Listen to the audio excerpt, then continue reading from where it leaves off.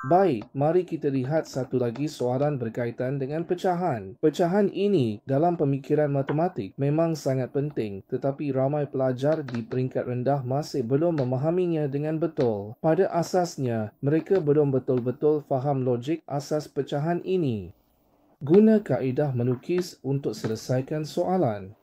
Baik, mari kita lihat. Ini lebih 1/5 daripada nombor apa? Perhatikan lebih 1/5 pecahan. Kita perlu faham soalan ini.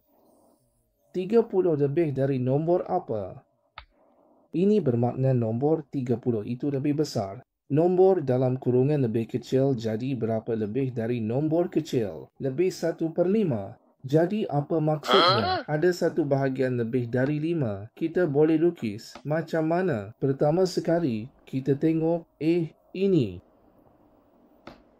Nombor ini mewakili 5 bahagian. Jadi kita lukis 5 bulatan.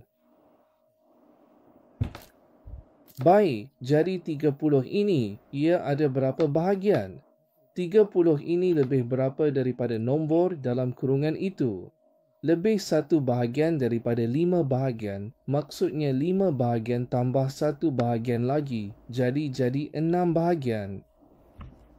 Macam ni senang nak faham, jadi sangat mudah untuk diselesaikan.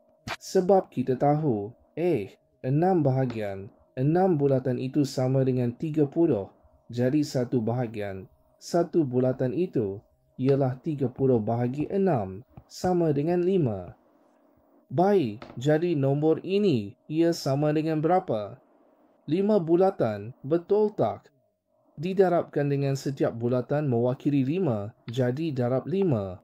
Jadi kita mudah dapat jawapan 25. Dalam kurungan kita isi 25. Awak faham? Jangan lupa like dan follow Cikgu Suria.